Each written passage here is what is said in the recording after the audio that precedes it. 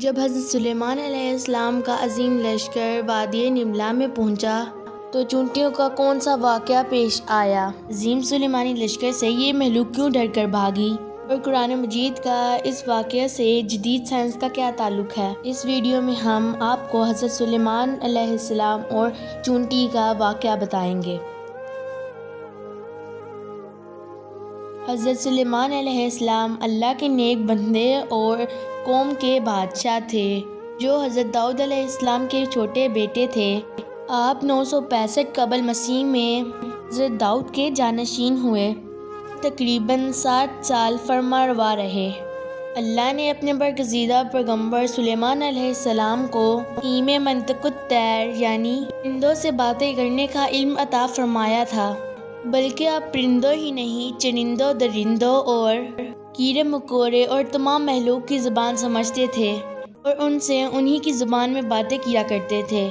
آپ علیہ السلام کے لشکر میں انسان، جنوں، پرندوں اور درندوں کے علاوہ اللہ تعالیٰ کی تمام دیگر مخلوقات بھی شامل تھیں۔ آپ بہت رعب اور دبدبے والے بادشاہ تھے۔ آپ کے لشکر میں یہ مخلوقات الگ الگ گروہوں میں منتقل تھیں: شیطان کا گروہ، جنوں کا گروہ، انسانوں کا گروہ، حیوانات کا گروہ اور پرندوں کا گروہ۔ یہ سب اپنی نظم و ضبط اور قطار بنائے کھڑے رہا کرتے تھے۔ کسی کی بھی یہ مجال نہ تھی کہ وہ اپنے رتبے اور درجے کے خلاف آگے پیچھے ہونے کے جرم کا مرتکب ہو۔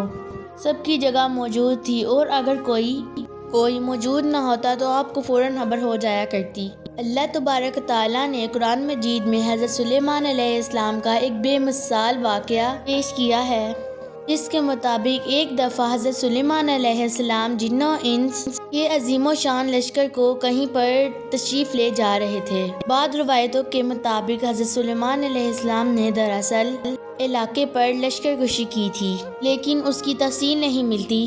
لشکر سلیمانی پورے رعب اور دبدبے کے ساتھ صحراؤں سے گزرتا، پہاڑوں کو پار کرتا اور دریاؤں کو عبور کرتے ہوئے ایک بہت ہی بڑی وادی سے گزرا۔ یہ وادی یعنی وادی نملا چونٹیوں کی وادی کہلاتی تھی، جہاں کی زمین اور پہاڑوں میں لاکھوں کروڑوں سوراخ تھے جن میں چونٹیاں رہا کرتی تھیں۔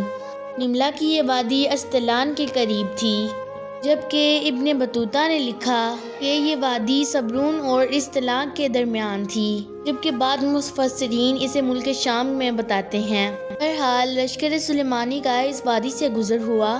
چونٹیوں کی اس بستی میں ایک ملکہ چونٹی تھی۔ ملکہ چونٹی اپنی رعایا چونٹیوں کا بہت خیال رکھتی تھی اور چونٹیوں کی اس وادی کا نظم و ضبط بخوبی چلاتی تھی۔ تمام چونٹیاں اپنی ملکہ سے بہت پیار کرتی تھیں اور اس کے ایک اشارے پر بڑے سے بڑا کام کرنے کے لیے تیار رہتی۔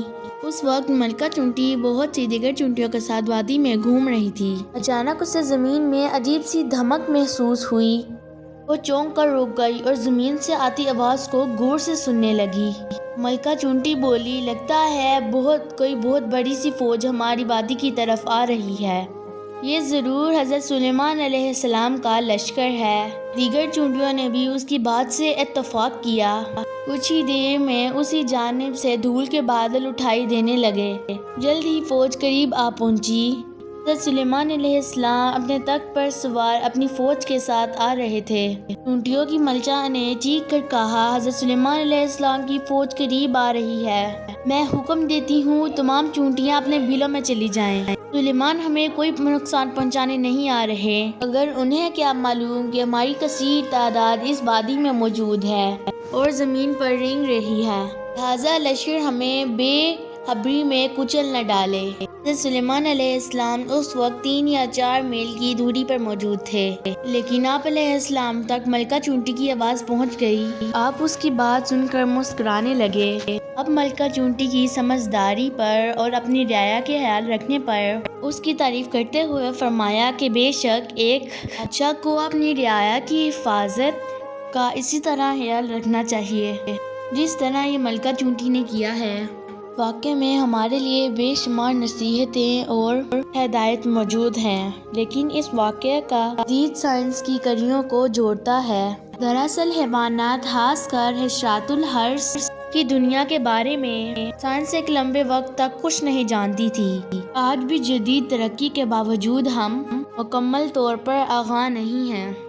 خاص کر چونٹی جیسی چھوٹی مخلوق کے بارے میں۔ مخلوق کے متعلق جن کا اپنا ایک طرز معیشت ہے اور اپنا الگ ایک نظام زندگی ہے۔ سال 1916 میں ویلزن اور ان کے ساتھیوں نے چونٹیوں پر کافی ریسرچ کی تھی۔ اسی طرح یونیورسٹی آف لوزن کے ایک اسٹڈی ریسرچ میں بتایا گیا کہ چونٹیاں دراصل دوسرے جانوروں سے کافی الگ اور سمجھدار مخلوق ہوتی ہیں، کیونکہ وہ آپس میں باتیں کرتی ہیں، لیکن وہ آواز سے بات نہیں کرتی بلکہ ڈیٹا منتقل کر کے بات کرتی ہیں، اور اس کا طریقہ یہ ہوتا ہے کہ وہ اپنے منہ سے ایک فلوئڈ یا مواد نکالتی ہیں اور سامنے والی چونٹی کے منہ میں چپکا دیتی ہیں، اور دوسری چونٹی اس سے سارا پیغام ڈی کوڈ کر کے سمجھ لیتی ہے۔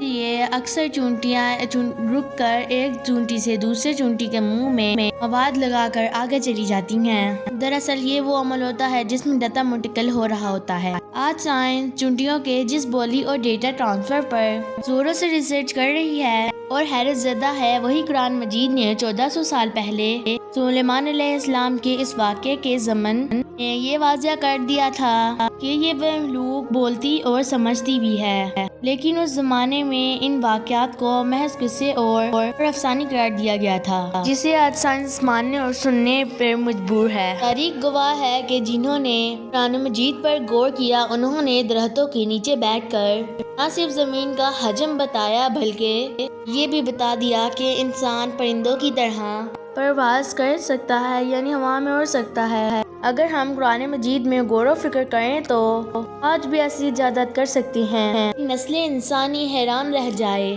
جیسا کہ اللہ نے قرآن مجید میں بار بار فرمایا، کیا یہ قرآن میں غور نہیں کرتے؟